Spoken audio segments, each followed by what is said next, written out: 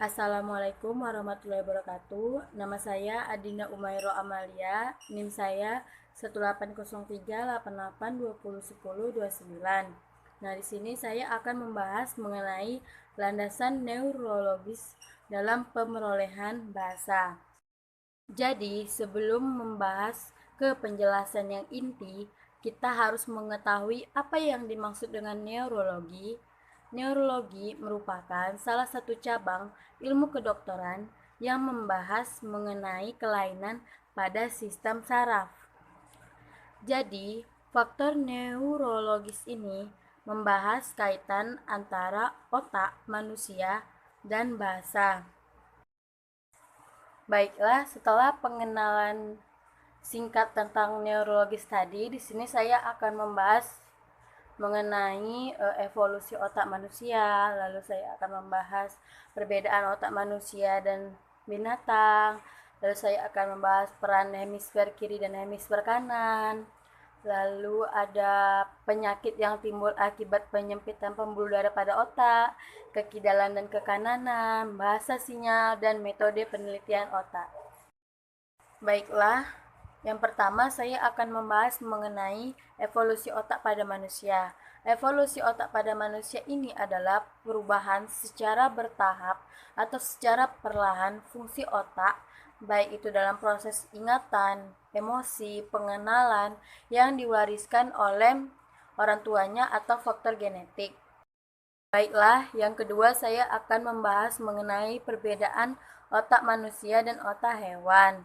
Nah, manusia mempunyai volume otak yang lebih besar dibandingkan binatang. Tetapi yang membedakan manusia dengan binatang itu bukan dari ukuran otaknya, melainkan dari struktur dan organisasi otaknya. Jika struktur dan organisasi peletakan sel-sel otak manusia dan hewan itu berbeda, maka fungsi dan penggunaan otaknya itu juga akan berbeda. Sistem saraf pada otak manusia terbagi menjadi dua bagian, yaitu tulang punggung dan otak. Otak terbagi lagi menjadi dua bagian, yaitu batang otak dan korteks cerebral.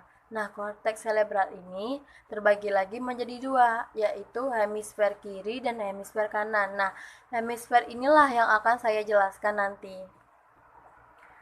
Hemisfer kiri mengendalikan seluruh anggota tubuh yang ada di sebelah kanan, sedangkan hemisfer kanan itu mengendalikan seluruh anggota tubuh baik wajah yang ada di sebelah kiri. Pada binatang seperti ikan, tikus, dan burung, tidak ditemukannya korteks cerebral. Nah, korteks cerebral inilah merupakan perbedaan yang paling menonjol antara otak manusia dan otak binatang.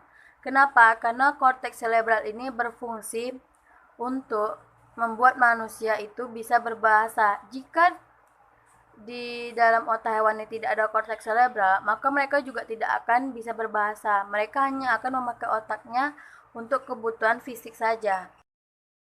Baiklah, selanjutnya saya akan membahas mengenai peran hemisfer kiri dan hemisfer kanan. Nah, otak kanan itu berfungsi dalam perkembangan EQ atau emotional quotient.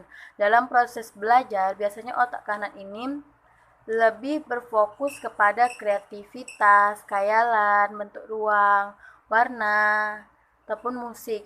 Nah, jika terjadi kerusakan pada otak kanan, atau misalnya terkena stroke, atau misalnya tumor otak, maka fungsi otak yang terganggu ialah kemampuan visual dan emosi.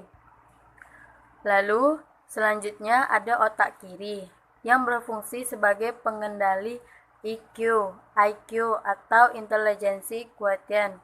Nah, IQ ini biasanya dalam belajar lebih berfokus kepada angka, bahasa, tulisan, perhitungan, gitu-gitu. Nah, IQ ini mempunyai daya ingat dalam jangka pendek. Jika terjadi kerusakan pada otak sebelah kiri ini, maka akan terjadi gangguan dalam hal berbicara, berbahasa, maupun dalam matematika. Selanjutnya, saya akan membahas mengenai penyakit akibat penyempitan pembuluh darah pada otak. Nah, penyakit akibat penyempitan pembuluh darah pada otak ini dinamakan stroke.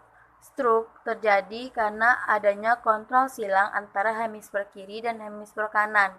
Apa sih akibat dari adanya penyakit stroke ini? Nah, akibat dari adanya penyakit stroke ini itu sangat mengganggu dalam proses berbahasa. Nah, akibat penyakit stroke ini ada 4 macam. Yang pertama itu terdapat gangguan berbicara atau gangguan bicara, lalu tidak dapat melakukan gerakan-gerakan tertentu, lalu kehilangan ingatan, dan seakan kita itu lupa dengan nama orang. Baiklah, sekarang saya akan membahas mengenai kekidalan dan kekananan. Nah, kekidalan dan kekananan ini bukanlah suatu penyakit berbahaya yang harus diobati. Karena kekidalan bisa terjadi karena faktor genetik ataupun kebiasaan semenjak kecil. Nah, jika seseorang lebih berfokus menggunakan tangan kidalnya atau tangan kirinya, berarti ia cenderung menggunakan hemisfer kanan dalam proses berbahasa. Sedangkan orang yang cenderung menggunakan tangan kanan dalam aktivitasnya, berarti ia menggunakan hemisfer kiri dalam proses berbahasanya.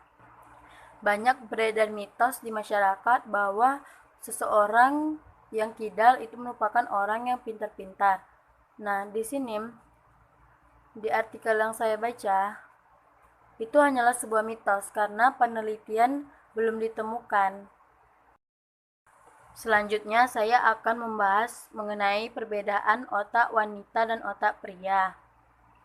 Nah, perbedaan yang paling menonjol antara otak wanita dan otak pria ini ialah terletak pada hemisfer kiri.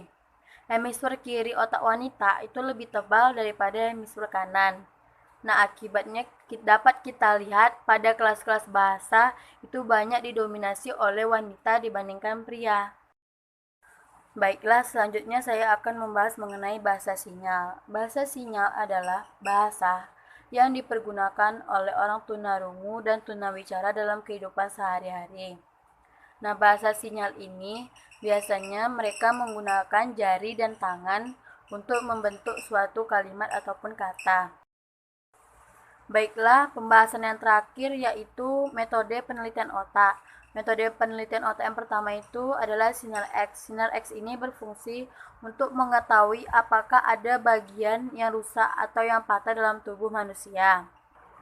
Metode penelitian yang kedua yaitu CT scan. CT scan ini berfungsi untuk melihat tumor-tumor atau ketidaknormalan lainnya yang ada dalam tubuh kita. Yang selanjutnya itu PET atau positron emission tomography yang berfungsi untuk mempertunjukkan kegiatan otak secara langsung. Lalu selanjutnya ada MRI. MRI ini berfungsi untuk mengukur dan memanfaatkan jumlah aliran darah yang berada pada daerah-daerah otak yang sedang aktif. Lalu metode penelitian yang terakhir itu ada RPS. RPS itu Event Related Potential yang berfungsi untuk mengukur perubahan-perubahan yang ada pada otak. Nah, sekian video dari saya.